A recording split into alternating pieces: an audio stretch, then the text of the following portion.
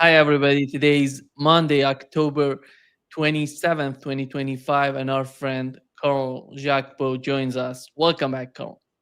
Thank you very much for having me back in your show. Thank you. Hi to everybody. Please subscribe and hit like button and to help us reaching more people. And Carl, let's start with what has happened in Europe, in Italy. The debate between Jeffrey Sachs and the Italian senator Carlo Calenda. And here is what they said, just to understand the tone, the main objective, because they were talking about the root causes of the conflict in Ukraine. And here is what they said, what he said, Carlo Calenda. Cato, francamente. È la mia You opinione. call me a liar? Sì, Mi ha chiamato un bugiardo? facciamo una He was shocked by the way the level of argument on the part of the Italian senator. He came out and saying you are a liar instead of providing any sort of evidence to back his sort of argument. He was putting what's going to, because when it comes to this sort of argument, Carl, is the hardcore, is the foundation, is the root cause of the problem, and they're trying to manipulate it as much as they can. What's your take on that? Well, I'm currently writing another book about the whole issue and the whole process that led to the war, and it's basically a book about the peace process. But in any case, when so I just went back on all these events of the Euromaidan. And it's very important to understand that, first of all the documents I'm using, I use not a single Russian document to do that, all Ukrainian documents. And all these documents at that time explained exactly what Professor Jeffrey Sachs is saying. Ukrainian documents. So that means that the senator is in fact lying. You see, it's very important. And when he said, for instance, that Ukrainians were in majority in favor of Europe, this is totally wrong. This is totally wrong. In fact, the Kiev International Institute for Sociology made a survey at that time. I mean, we are talking about the end of 2013, And at that time, the number of people in favor of joining the EU were about 50%, exactly 50%. So, and the reason for that is not a question of those who were pro-Putin it was nothing to do with that. The issue was that as the Ukraine considered joining the EU, the government realized that most of the Ukrainian industry was tailored, because this is an industry that was a legacy industry and economy coming from the Soviet Union. And at that time, the whole industry was tailored to work with other Soviet republics. Typically, the example I take always, the Antonov. You had turbines, engines for aircraft that were made in Ukraine. And they were made for Russian aircraft, not for Western aircraft. You see, because they're not the same engines.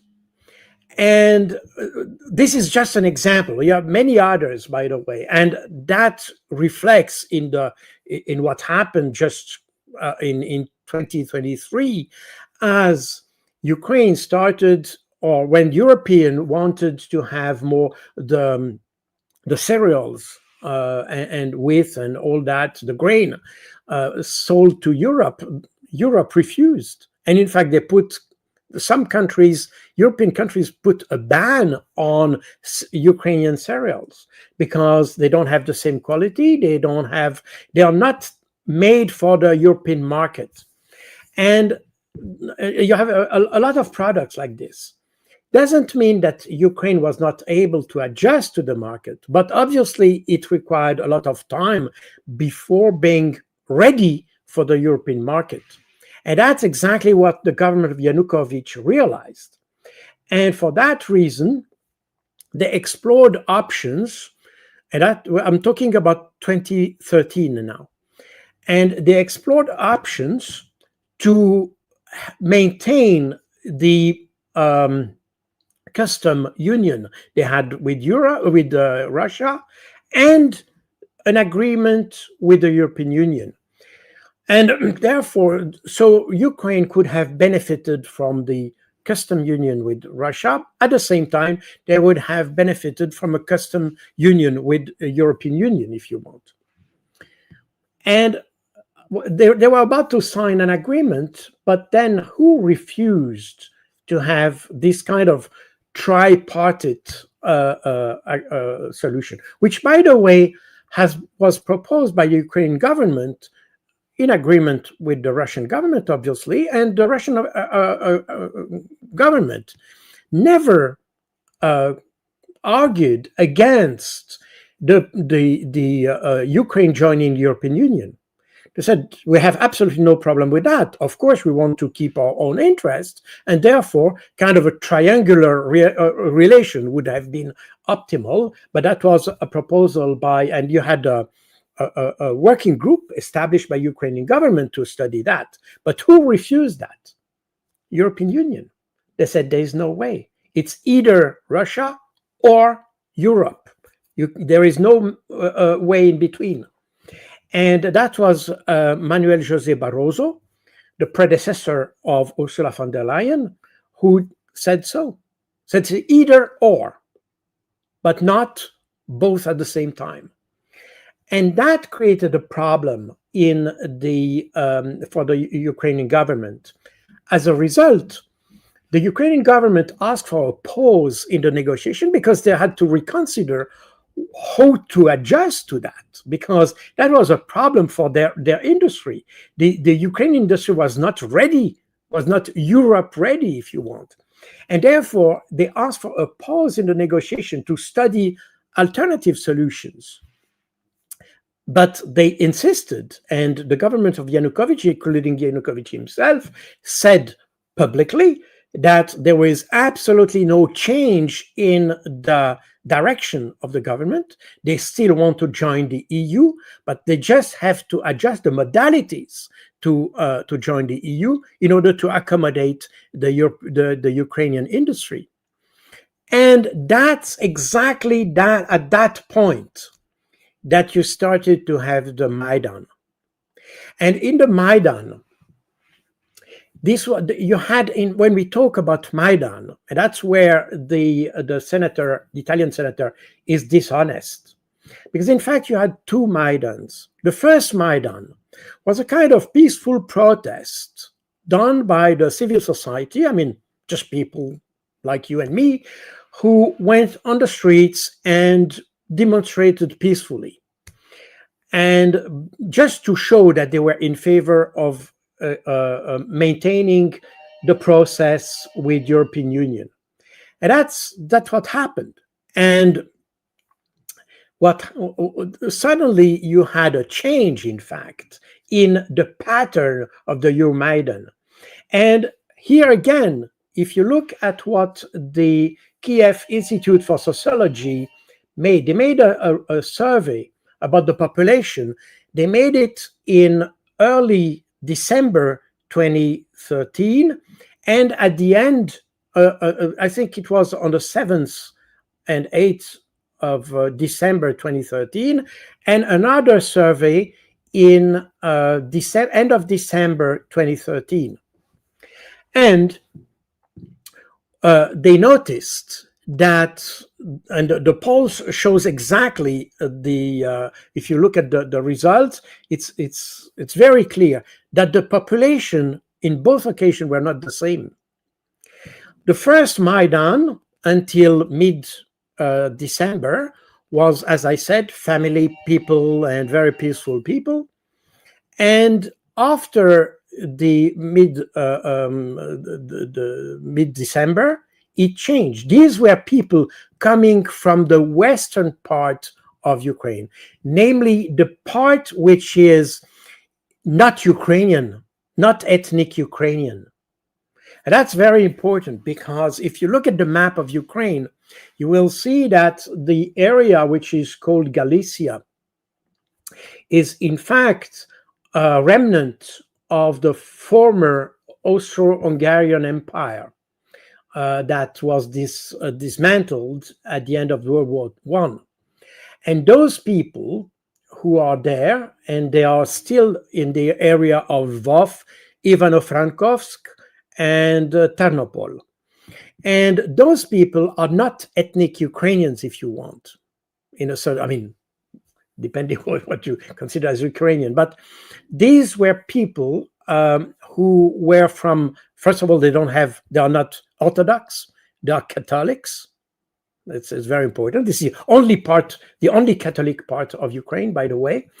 And they always, these are the ones who had very ambiguous relationship with the Germans during World War II, if I can summarize this like this. And the rest of Ukraine, which is both Ukrainian and Russian speaking, both roughly half-half. These were, in fact, at the beginning of Maidan, the first Maidan, you had mostly those people coming from the rest of Ukraine. But the second Maidan, and the Maidan that became violent, were people coming from this former region of Galicia. And by the way, this is the name that the SS division, the 14th Grenadier SS Division Galizien, Erste Galizien, that was the SS division made out of those people. And I remind you, they have a different religion than others. They are ethnically different from the rest of the, but these were the ones who took over Maidan. And that Maidan became violent, extremely violent. And this is exactly where you had the killings and all that. And we know all these, the people who were killed and all that. And you had, in 2023, you had a tribunal, a court, a Ukrainian court that courted those people who were allegedly responsible for the killings. I mean, Ukrainian police, which were alleged to have killed people on order from the government, I mean, Yanukovych. And there were some people who were indicted, I mean, considered as a culprit, although those who were considered a culprit had already been delivered by Zelensky to the Donbas Republic. They have been extradited already. So they said those people from the Berkut police, and they had left already Ukraine in a certain sense. And what the court established is that there had been no order whatsoever coming from Yanukovych to kill demonstrators, and that the people who had been killed during, I mean, I'm talking about a very specific massacre that happened, and they noticed that at the time of that massacre, the shootings came from the Hotel Ukraina, who was at that time in the hand of those people coming from the extreme west of Ukraine. So that was established by Ukrainian court just 2 years ago. So we don't need to have any Russian literature to demonstrate that the whole thing that happened in Maidan had been a coup engineered by the West. And this is, I don't know how people, I mean, I have heard, and Jeffrey Sachs mentioned people who have been paid. I haven't digged into that. I don't know.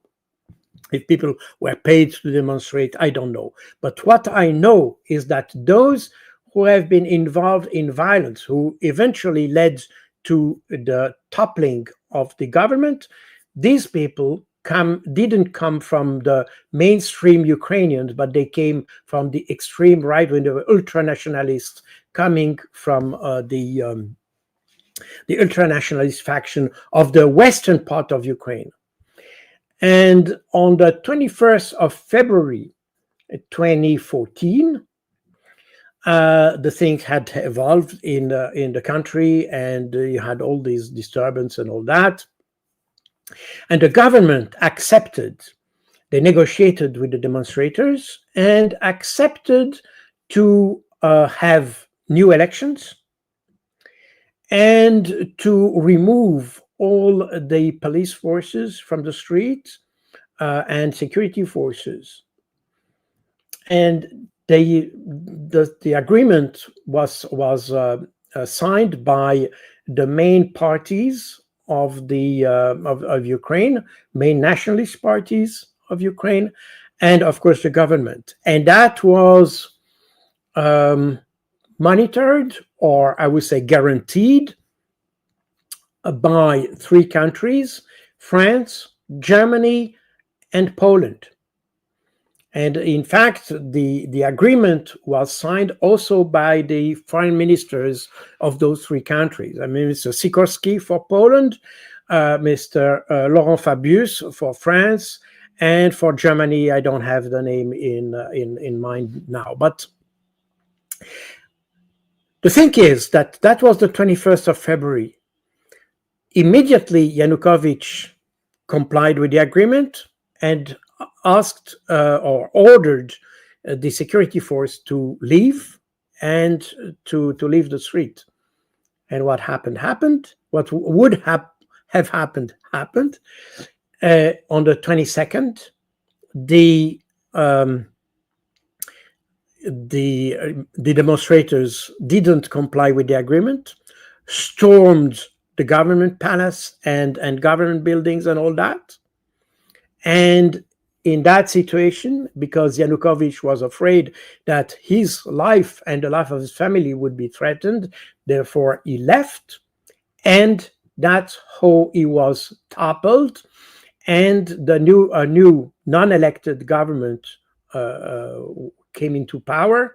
And the first decision of the new authorities was to change the status of the Russian language in Ukraine.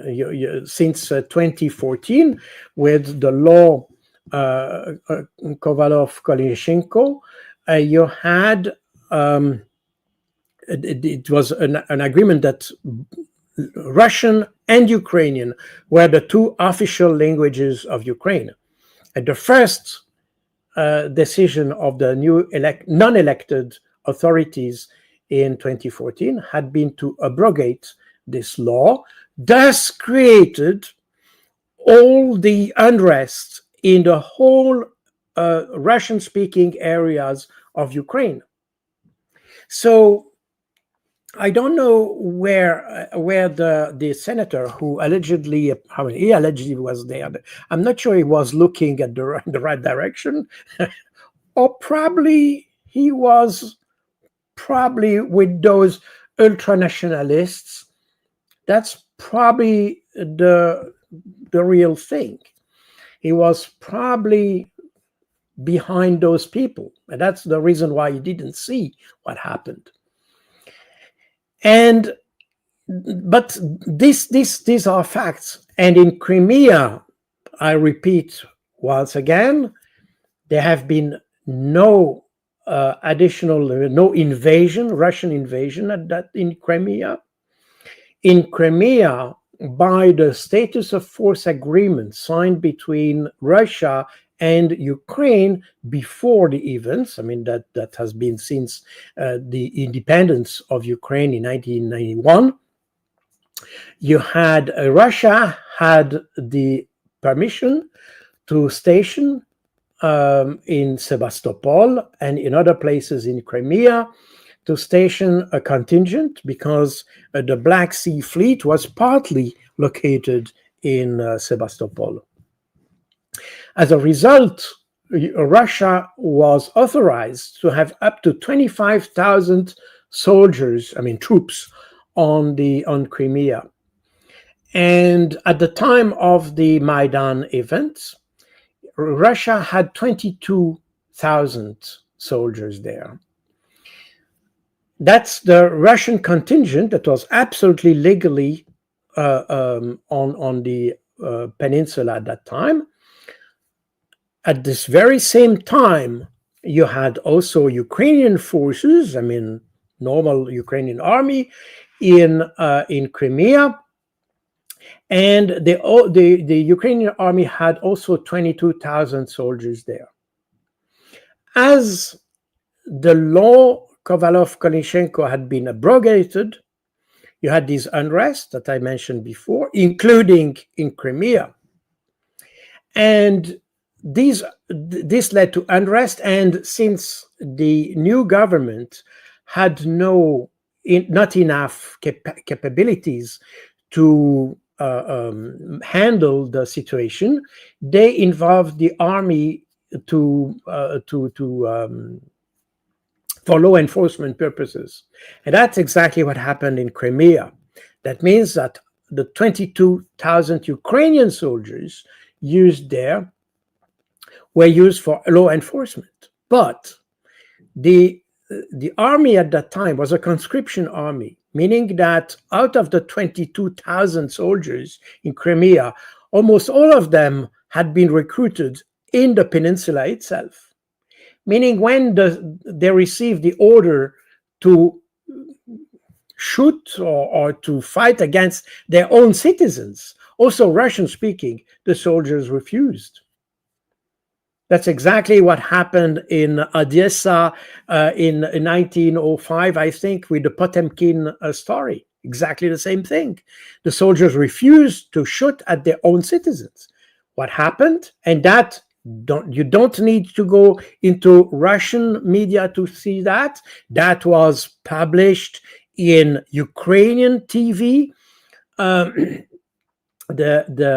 deputy of the Rada, Mr. Vinik, said on Ukrainian TV that out of the 22,000 Ukrainian soldiers stationed in Crimea, 20,000 defected to the Russian population.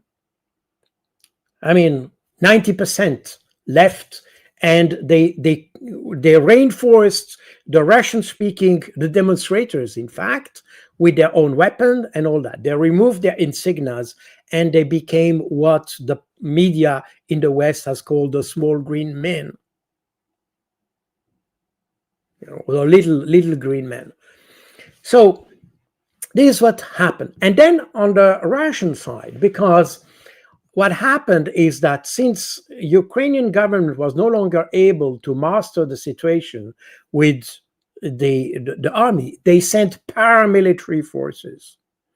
And those paramilitary forces were basically people coming from Western Ukraine, mainly people who had been active in the Maidan. I mean, in those violent events in Maidan, and those paramilitaries arrived very quickly in Crimea in order to beat the demonstrators, and then the situation became extremely grim. As a result, the Russian soldiers who were stationed in their bases in Ukraine were allowed to get out of their bases in order to ensure the security of their location. And this commitment was absolutely respected, the status of force agreement signed with Ukraine. And it was already planned in the status of force agreement that in case of disturbance, the Russian soldiers could maintain law and order around their bases, and including occupy strategic areas such as the airports in Simferopol and in Sebastopol in order to maintain a logistical supply line with Russia. And that's exactly what happened. The Russians have applied strictly what was in the status of force agreement.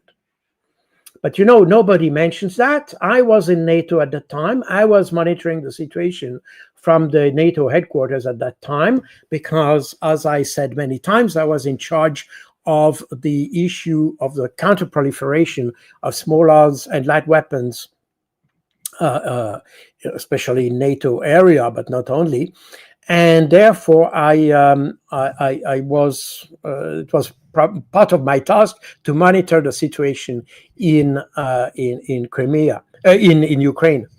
As a result, I have seen exactly all the what happened at that time. So that's the reason why I know think that have never been mentioned by the media. Although this was it was in the Ukrainian media, all that has been published. Very important to say. So you don't need to look at Kremlin propaganda or things like that, as this senator says.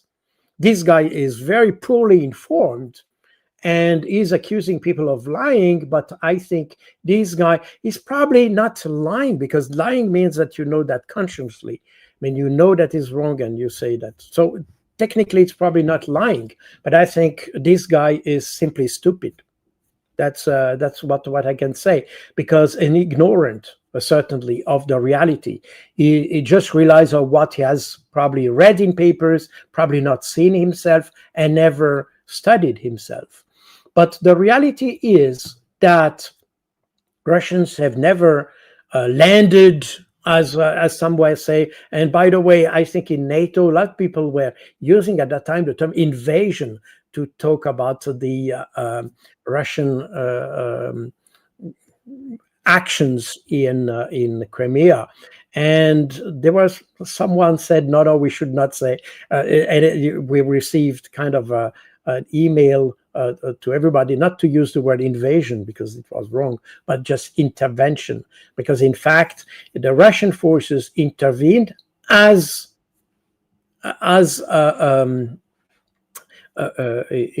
stated in the status of force agreement, to protect their own area and to protect the civilians. I mean, that's a normal, and that was, in fact, everything I say had been confirmed later by Vladimir Putin, that he allowed the soldiers to do some law and enforcement activities in order to protect civilians, because they were beaten by others. But there was no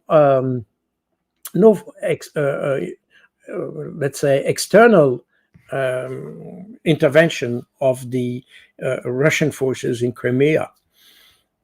I remind you that Crimea had been, by referendum, separated from Kiev in 1991. Before Ukraine had been independent, the Crimea had regained its status of the autonomous socialist republic of Crimea, that the status it had before 1954, before Crimea had been given to Ukraine by Khrushchev. Nota bene, this gift done by Khrushchev for political reason, just to have the support of Ukraine for his election to the position of General Secretary, Secretary General of the Communist Party. But this donation had never been validated by the Socialist Republic of Russia, the Socialist Republic of Ukraine, and the Parliament of the Union of the Socialist Republics.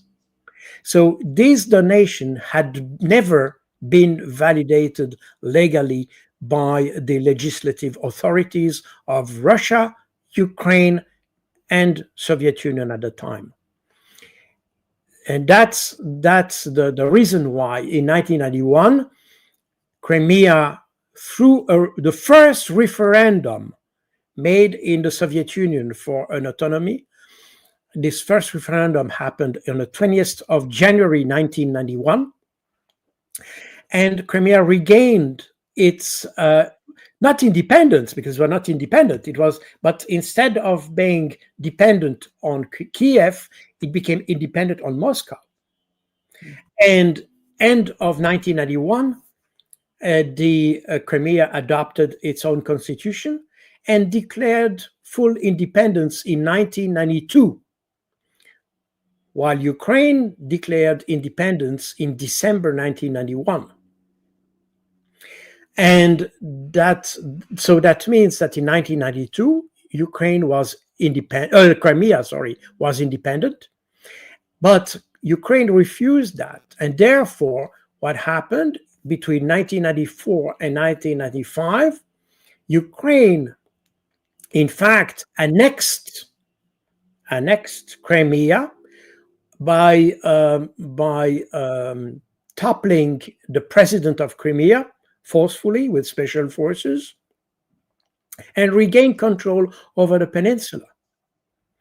And that, in fact, Ukraine annexed Crimea in 1995. The problem is that nobody mentions that, because, of course, that would destroy completely the whole narrative. And that's the reason why, when you had this disturbance in the wake of the Maidan movement, the authorities of Crimea, the regional authorities of the Crimea, decided to make a new referendum asking the population if they wanted to return to the what was in 1992. That was a question asked to the citizens, and they all replied yes, that they wanted to come back to that status. And based on that, the Parliament of Crimea asked the Russian Federation to join the Russian Federation. So you had a democratic process that had been, in fact, a duplication of the one that already happened 20 years, more than 20 years before. And for that reason, in fact, Russia will not give Crimea back. But I think the small sequence we have seen is extremely disturbing, because I think the politicians that we have in Europe are not fully aware of the whole history of what happened in the Maidan. They have a very simplified understanding of what happened. And the reality is that you can take it as you wish. You can say it's legitimate. You can say it's you can say what, but the fact is that the Maidan, the first Maidan, had been provoked by, in fact, European Union. The media here in the West, instead of saying that Yanukovych was asking for a pause in order to study options for Ukraine, they said Yanukovych doesn't want the European Union. And that was, in fact, what motivated or created the incentive for having the first demonstration, which were peacefully at the beginning. It's very important to say that. But those peaceful citizens were, in fact, passed by ultranationalists, and those who supported the ultranationalists were precisely this is because that's the time where you had all these Western politicians, John McCain, Bernard-Henri Lévy, and so on. They went, and it's funny to see that you see those European politicians addressing the crowd in Kiev, and you have all the flags of this right wing Svoboda and the right sector, the Pravi sector, the right sector, there was those extremists, I mean, ultranationalists. I mean, I don't want to use another word which would probably be a reason for banning the video. But in fact, you can imagine those people who contemplate still the idea of having a mustache man. Yeah, yeah, and all our politicians, in fact, turned a blind eye to those extremists in order to propagate this idea that Russia had been against European Union, which is absolutely wrong. Russia has never tried to prevent Ukraine to join the European Union. This is a false.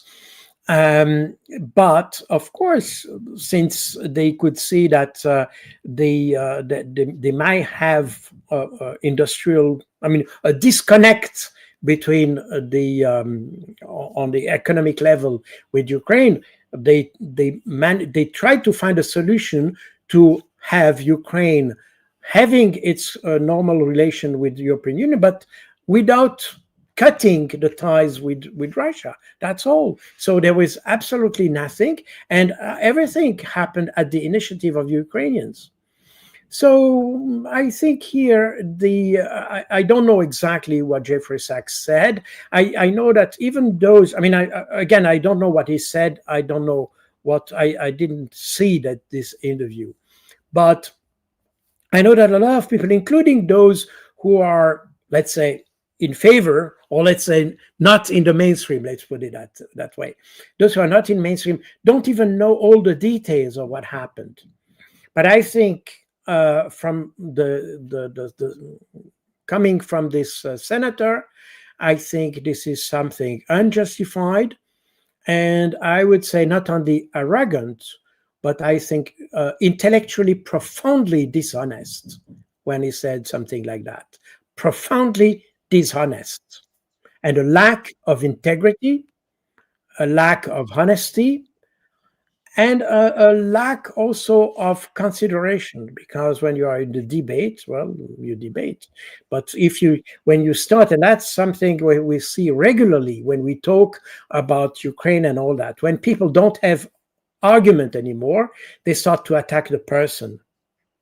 And that's very standard with those extreme right-wing people, that when they don't have an argument, when they don't know the facts, they start to attack the person.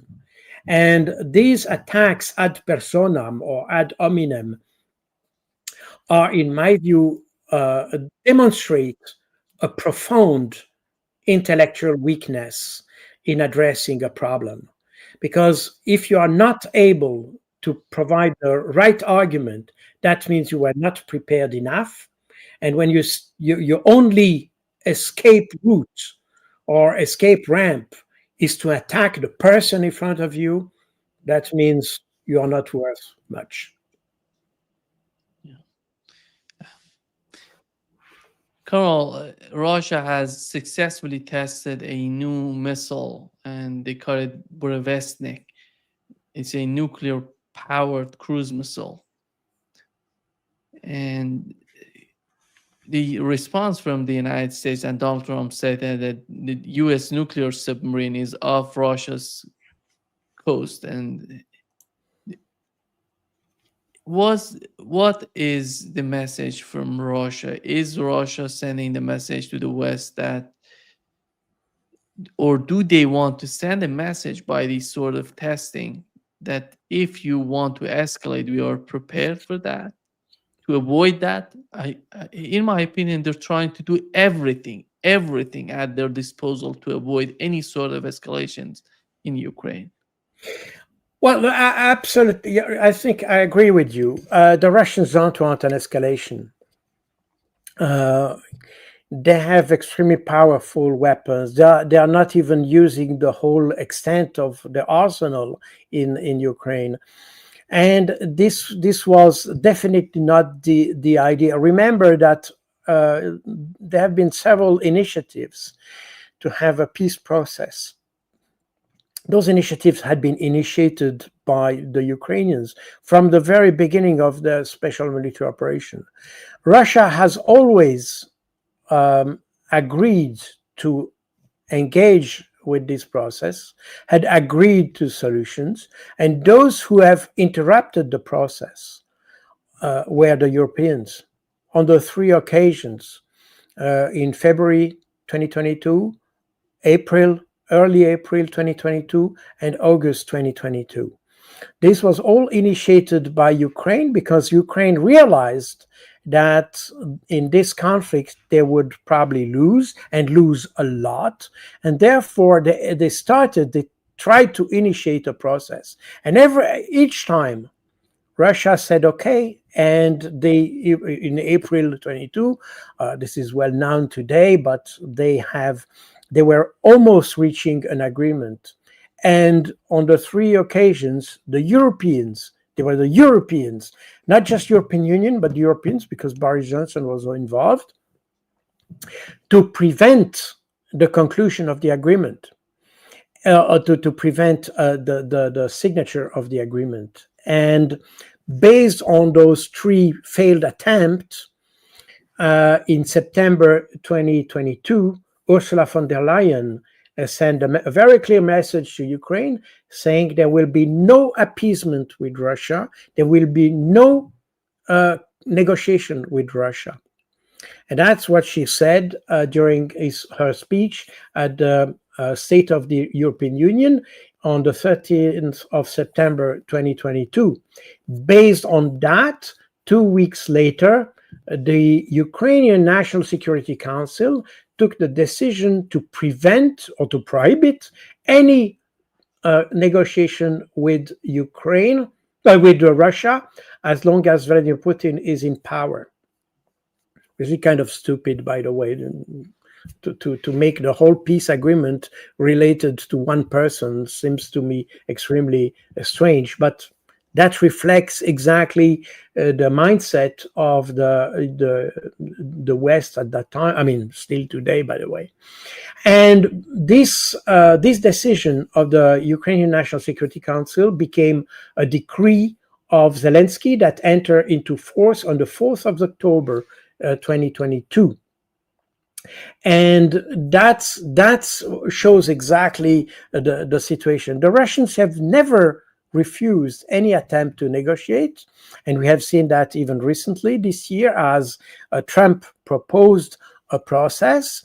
The Russians accepted, but the Ukrainians, pressed by the European Union, refused. And even as of today, we have several attempts made by Donald Trump and the Trump administration to find a political solution to the conflict. And from the side of the Europeans, you have absolutely no initiative that emerged, even if they criticize Donald Trump, even if they said they welcome the idea of an active diplomacy. This European active diplomacy has been totally inactive. Therefore, for the Russians, they understand that since Ukraine is losing, the only escape route is to escalate the conflict. And that has been also a deliberate attempt from Zelensky in order to involve the Americans, because as we have explained many times on your channel, the idea of Donald Trump is to get out of the conflict. They don't want to get to spend money on a conflict which is at the end of the day a black hole. So we have no return on investment. Therefore, Donald Trump wants to give that to the Europeans and say, well, and that's exactly what Pete Hegseth, by the way, said in February this year in Munich, I think. Or in Brussels, I don't remember when it was exactly. In any case, he said to the Europeans, we are going to a kind of work sharing. You take, Europeans take over the conflict with Russia and Ukraine and all that. That's your turf, and we Americans will engage with China and the Far East. That's our turf. And and that's this job sharing, in fact, had been explained absolutely to the Europeans. The problem is the Europeans don't have the capacities and not even the capabilities to to replace the U.S. in supporting Ukraine. As a result, they made every effort to keep the Americans on the European theater, if you want. And for that reason, they look for a kind of escalation that would force the US to be involved. And that's exactly what happened in October last year, just 1 year ago, when Zelensky made this attack on Bryansk, which is something like 120 kilometers from the border within Russian territory. And they probably brought an ATACMS missile just at the border in order to reach that distance, because normally they keep the ATACMS something like 60 or 70 kilometers within Ukrainian borders in order to avoid artillery fire. But for that occasion, they probably made an attempt to get closer to the border in order to reach Bryansk. And as a reply to that, because the Russians have understood that Ukrainians were trying to make a kind of a fait accompli to the Biden administration. As a result, and as a way to show that they're ready to counter this kind of initiative very efficiently, that's the reason why the Russians launched the Oreshnik missile on the Dnipropetrovsk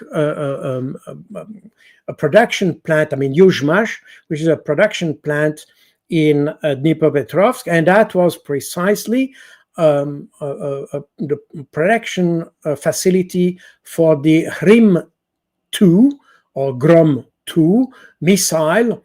That is a ballistic missile that I think it had. Some have said the Sapsan missile or something like that. It was also named, but the original name was Hrim 2, and that it was produced in that facility in Dnipropetrovsk. And apparently, the Russians managed to destroy this facility and two others where this missile was to be manufactured. And since then, we haven't heard. So that was the rationale for sending the Oreshnik 1 year ago, even if the Oreshnik was still under development. Very interesting. And today we have exactly the same scenario. We have on the 23rd of September, even if Zelensky had mentioned this idea already in July this year to have Tomahawk missiles, came back on the 23rd of September to ask Donald Trump to have those missiles, but Donald Trump was very careful and didn't accept right away. And you had all this discussion, yes, no, maybe, and all that. This kind of ambiguity that prompted the discussion between Trump and Vladimir Putin on the 16th of October. They had a call, and Putin explained what is at stake. But still, you had, I'm not sure Donald Trump understood everything. In any case, this testing of the Burevestnik missile, it comes at the right time to show the world that Russia has state-of-the-art technology to counter any kind of attack. Now, the Burevestnik missile is interesting because, as you mentioned, is nuclear-powered, meaning that basically it has a fuel, probably not exactly forever, but for a very long time. Meaning that what you can have is in fact you can reach any point on Earth with that missile without restriction of distance in reality. And that, in fact, meets ideas that were developed in Soviet Union in the 50s to have the orbital bomb. And probably to illustrate the point I can show here, that's the drawing I made, but sorry, it's in French, but probably people may understand. But this is in white here, in dotted line, you have these, the trajectory of a ballistic missile. And the idea of the fractional orbital bombardment system, and that's, again, this is an idea or a concept that was contemplated because the Soviets never managed to realize it, but that was a bomb that would go on orbit, that would be put on orbit, and could then strike the United States, as an example, from behind, if you want. And it would not go as high as a ballistic missile. It would keep on a low orbit. So what we have now with the Burevestnik missile is not a missile that will go on orbit, but since it has its own nuclear fuel, it doesn't need to be on orbit to travel very long distances. It can, in fact, do the same kind of travel, but just at an altitude of 25 meters, between 25 and 100 meters, meaning that you would barely see the trajectory here on this drawing. And but that's the same idea. I mean, you had the concept that was contemplated by the Soviets in the 50s, 60s was the multiple orbit bombardment system and the fractional orbital bombardment system. And this, in fact, since it was using an orbital, a satellite orbit, if you want, it was no longer authorized by the Treaty on Non-Militarization of Outer Space, the so-called Outer Space Treaty. And for that reason, the Soviets abandoned the idea. And today, of course, with this new technology, they can use a very similar concept, if you want, but without going in outer space and therefore not breaching the Outer Space Treaty.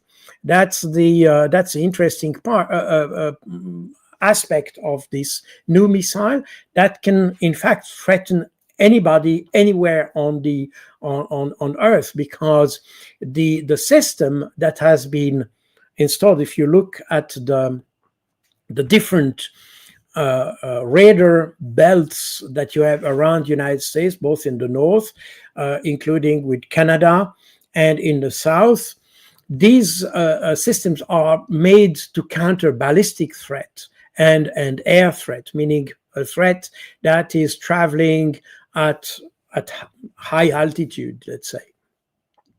But it's not something that is designed to counter threats like cruise missiles, or maybe some, but probably not everywhere. You have this kind of radar that can track very low flying missiles, such as 25 meters. It's extremely difficult to track. I mean, there are other means to do that. I mean, you can do that with satellites, and there are other means to track this kind of missile. In any case, this kind of missile is certainly a new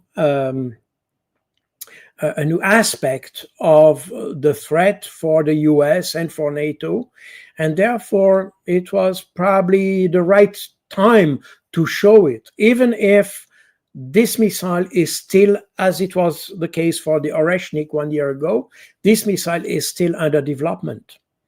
And it was discussed very recently between Vladimir Putin and General Valery Gerasimov the head of the general staff, the chief of the general staff, the Russian general staff, and apparently Putin has given the order to put this missile into production. I don't know if it was just for the show or if it was for real, but in any case, we have here a technology that is probably not yet produced in order to be in the Russian inventories at this stage, but still the technology exists and is probably very close to be in full production. Therefore, and I think the Russians have a lot of those projects in their drawers. So this is very interesting. By the way, the Russian approach, they use that as a way to prevent any attempt to escalate the conflict in Ukraine. That's what they did last time. That's what they do this time. Remember that the Tomahawk was also nuclear, was nuclear capable, meaning that in fact, if you look at the nuclear threat or the threat of using nuclear weapons in Ukraine, this threat has always, if you look at the last 3 years, this threat has always been initiated by the West. And that started on the 24th of February 2022, so the very day the special military operation was launched by Russia. The French defense minister, Jean-Yves Le Drian, threatened Russia on that very day by using the nuclear capacities of NATO. He said that Putin should be careful because NATO is a nuclear power. And then you had Russia responding by saying, well, they in fact, they raised the level of alert of the alert level of the nuclear forces as a response, which was in fact not a significant step, but just in order to show that the Russians are taking the Europeans seriously when they use the word nuclear. And remember that Liz Truss, as she was a candidate for the position of prime minister in UK, during an interview in the wake of this nomination, the journalist asked her if she was ready to use nuclear force, and she said yes. And when the journalist asked if she was ready to risk global annihilation to fight the Russians, Liz Truss said yes. So she was ready to risk global annihilation just to fight. So if we look at this, if you look at the declaration of the defense minister, especially France, UK, the Americans have been a little bit more moderate on that, but the French and UK, the British, have systematically asked of using nuclear force, and that in fact prompted reaction of the government. The UK ambassador in Moscow was summoned by the Foreign Affairs, by Lavrov. That was in 2023, I think, I remember, or 2020, end of 2022, or something like that. In any case, this was always the West who threatened to use nuclear force. And this idea of giving Tomahawk to the Ukrainians belongs to this kind of threat, knowing that Tomahawk is nuclear capable. And the problem is that even if the missile itself has no nuclear warhead, the problem is that if somebody fires such a missile at you, you never know what kind of warhead it has. Therefore, you might be tempted, or probably you may even do that as a procedural measure, to respond with nuclear fire, or do as if it was a nuclear attack. And that's where the West has been extremely irrational with this kind of thing, and especially, as I said, the Europeans. This is an extremely dangerous game that they are playing. Yeah.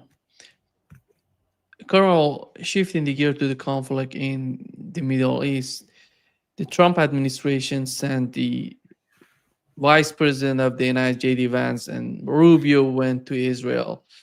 And it seems that there is some sort of differences between the government that administers the Trump administration and Netanyahu administration when it comes at the annexation of the West Bank. And Trump said no to that, and J.D. Vance repeated that. But Netanyahu says that we are an independent nation. We can do whatever we want to do. Before going into that direction, the situation in Gaza, Colonel, in my opinion, if they let you know, the journalists to go there and make the reports and finally find out what is happening in Gaza in terms of the casualties, those people who were murdered, those people who were buried alive. And that would hugely influence everything that is going on in Gaza, in Palestine, between Israel and Palestine. And the Trump administration seems to me they're trying to do everything to diminish that sort of influence on the situation, considering the case of Israel. Here is what we've heard from the American Jewish surgeon, and his name is Mark Perlmutter. And he's talking about that IDF, he accused IDF of burying children alive in Gaza.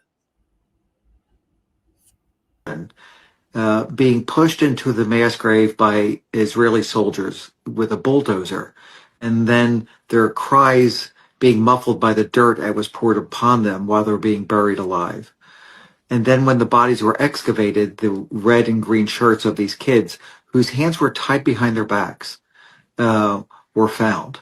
You know, that type of monstrousness, that level of heinous behavior can only happen if your hatred is formulated by design from your birth.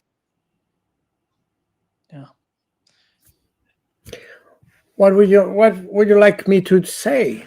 The problem is that it's not new. We had hundreds of examples of that, not just in the last 2 years, but in the last 20 years, where you had already articles in the media about Israeli soldiers killing children for fun. For fun.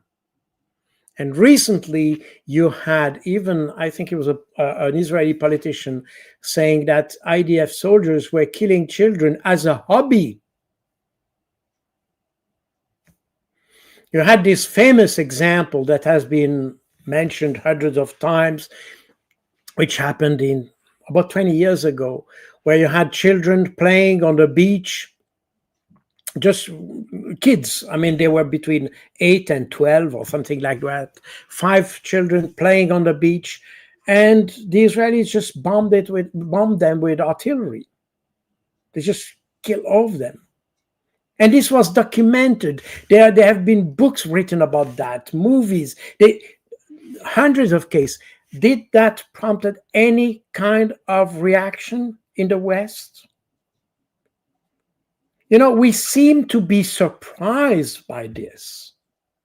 But in fact, there are hundreds of cases, even before. This has been probably more apparent since 2 years. But in fact, the misbehavior of the Israelis,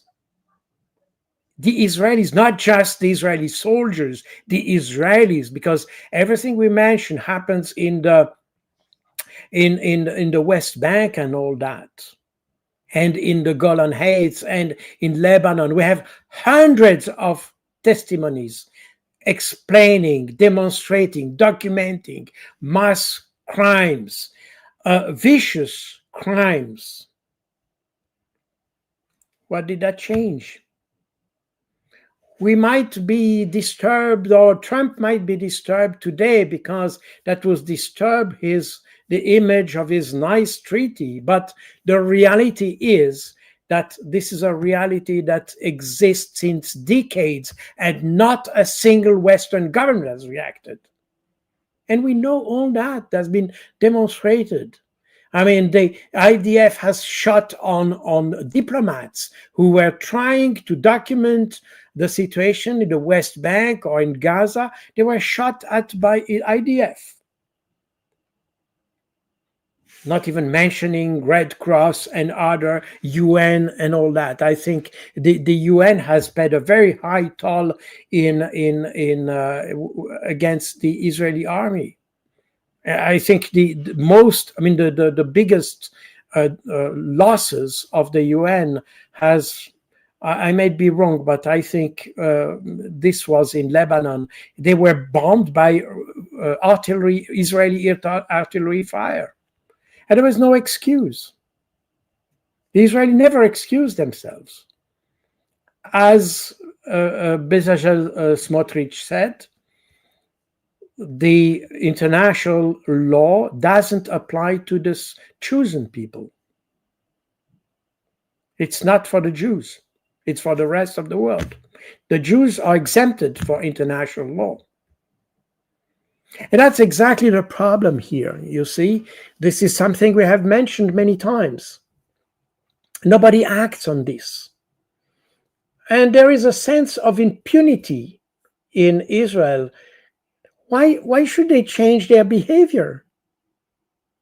I mean, we can criticize them for misbehavior in West Bank and all that. But we know that the Palestinian territory, to which belongs Gaza and the West Bank and East Jerusalem, this is the Palestinian territory in a singular form. According to the International Court of Justice. These territories are Palestinian territory. Any Israeli presence on this territory is illegal. And you had a decision of the International Court of Justice stating that. And asking all countries in the world to help Israel to fulfill its obligation regarding the international law in the Palestinian territory. Did a single Western country even try to make this decision of the International Court of Justice to be applied? Not.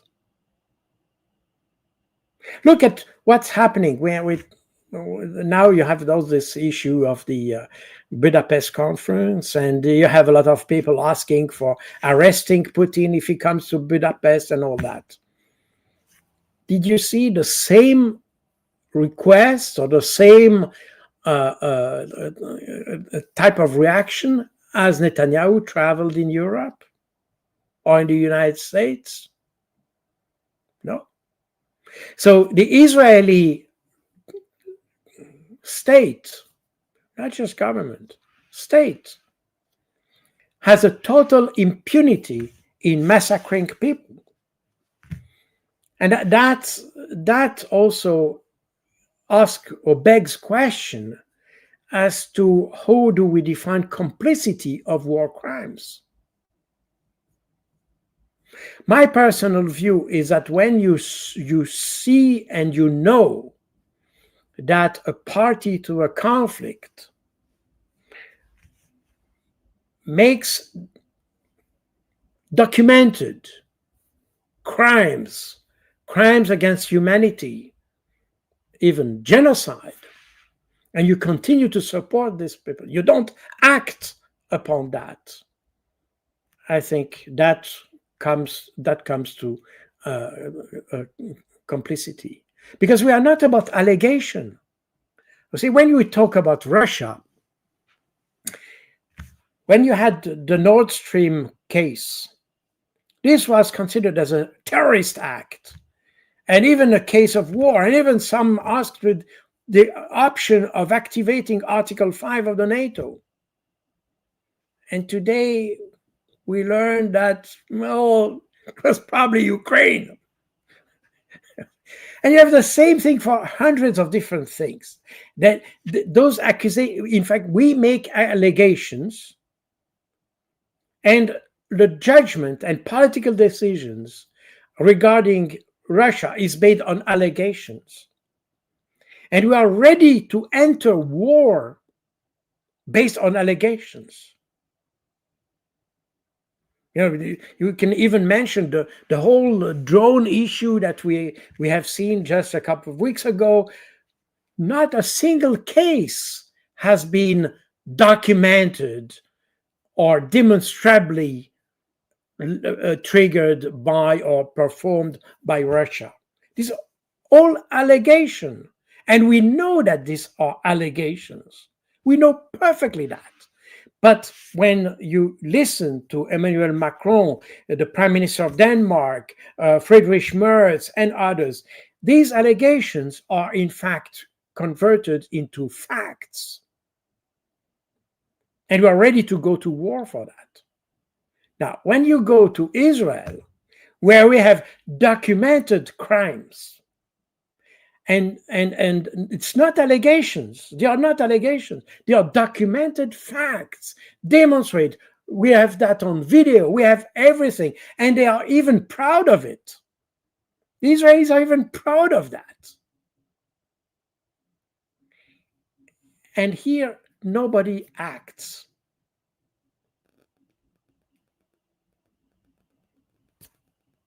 This begs very, very powerful questions. And when we talk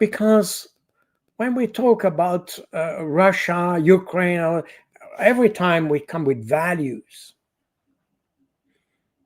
Nota bene, since October 2023, we don't hear much talking about values in Europe, interestingly enough.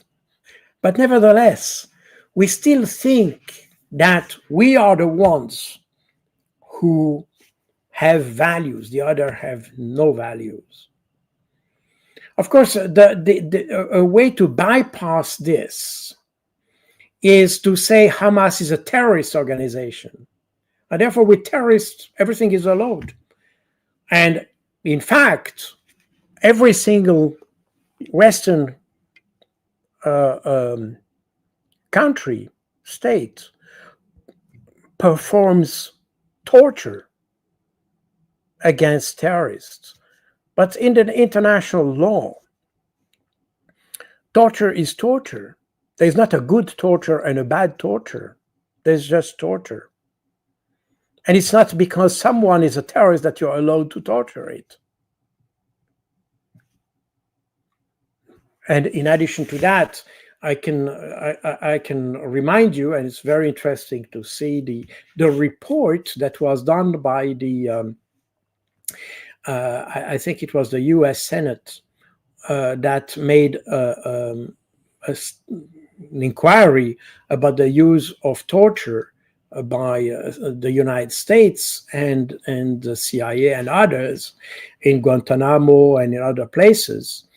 And this report, that's the interesting thing, it shows that torture brings absolutely nothing in terms of security. In fact, even torture creates more problem, generates problem in terms of security. So you're not improving your security, you're even deteriorating your own security by using torture. So, meaning that all European countries, and I say all European countries, including mine, supports the use of torture. In fact, not in the wording, but in fact. And this is, we can demonstrate that. I mean, this has been demonstrated, by the way. So, of course, when we criticize Netanyahu for bombing civilians, using torture, what does Netanyahu say? He said, well, you have done exactly the same in Iraq, in Afghanistan, and elsewhere. And that's true. You see, that's where you see the limits of using or hiding behind nice words such as value, democracy, and all that. Israel, the largest or the biggest or the first or the only democracy in the Middle East. These are just words, and we hide behind those words. We try to convince ourselves that we are honest, but we are not. And for that reason, by the way, that leads almost to a kind of philosophical conclusion, but this shows exactly why the rest of the world starts to understand that. At the end, what's happening in Israel is the mirror of the Western mindset. Because in fact, we agree with what Netanyahu does. If we wouldn't, we would provide to prevent him to do so. But in fact, no, we accept that. So we have, on the one hand, this rhetoric of values, democracy, human rights, international law, and all that.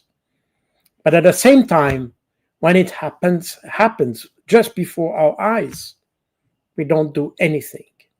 That means we accept that, we agree that, and we even say that Israel is a piece of Europe in the Middle East. That's why they are part of for soccer and song festival. Israel belong because they belong to Europe. So Israel is only the mirror of our society. This is the tragic conclusion of that. And that's the reason why I think we will have an increasing gap between the West and the rest of the world, because the rest of the world sees exactly our real nature. When they see what's happening in Israel, they see the nature of the West. That's it. It's not very happy, but but this is, I think we have to be critical about this, because again, it's at the end of the day, it is it shows the decay of our moral values. We pretend that we have values. We have none. Look at all these people. Ursula von der Leyen, all these they are all with they're all in with how to say that, I don't have the word, procedures against corruption and all that. They are involved in corruption scandal, and they try. I mean, all of them. This is just incredible. I mean, when I was young, we never experienced such things. Today, they're all corrupt. They lie. They blatantly lie, because they probably, when I was young, we were not able to verify what they were saying. That's possible. I mean, obviously the information landscape was very different. But today, we know that they are lying. We can see that. You can debunk everything they say, but we still elect them. We still elect them. We still accept that they are in charge. That's the surprising thing. You can criticize Macron. Macron was even elected twice. So the French now are crying because this is an idiot and that has always been an idiot, but they elected him twice. So there is something wrong there.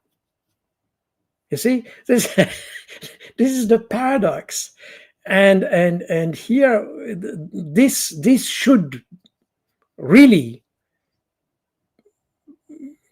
press us to think about what do we call democracy?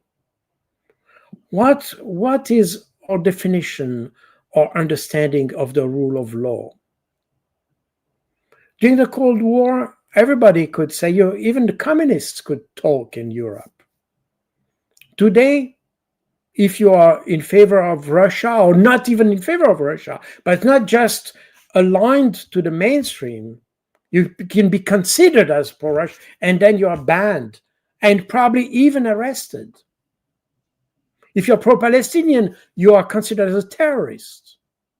I mean, if you belong, if you participated in Palestine action in UK, you can be considered as a terrorist, even if you're 90 years old and old, honest people who pay taxes and all that.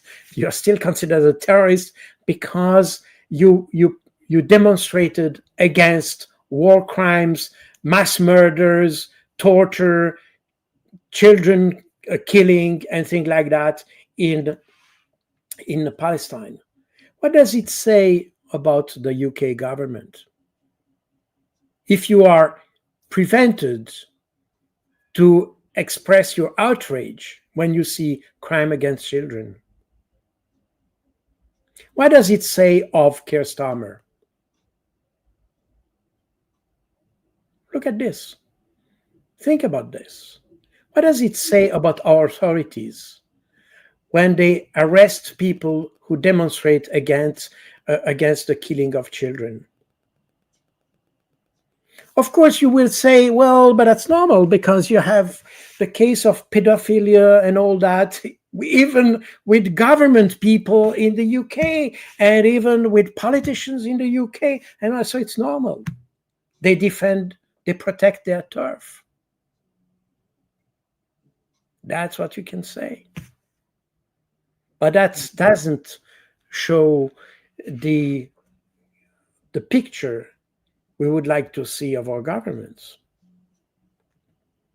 That's extremely concerning. In fact, this evolution, that's extremely concerning, not just that we tolerate crimes in Palestine, but in addition to that, we made every effort to prevent any condemnation of that. And that tells a lot about our politicians. That tells a lot about our politicians, regardless of their political orientation. By the way, we see, I mean, I don't know the specifics of politics in the UK and all that, but in almost countries like France, Belgium, and all that, you see that corruption doesn't mind about political orientation. They are all corrupt, they are all stupid, they are all ignorant. They are just in their position not because they are capable, but because they could bribe someone or having, it's kind of a political maneuver rather than competence, intelligence, and the sense of serving the country. Because all politicians, and that's very important, it's not the citizens who serve the politicians. These are the politicians who serve the citizens. They should be reminded of this. They serve us, not the opposite. But somehow they have understood that the other way around. Anyway. Yeah, exactly. Sorry for these considerations. Yeah, great. Yeah. Thank you so much, Carl. Great pleasure as always. Thank you very much. Thank you for inviting me.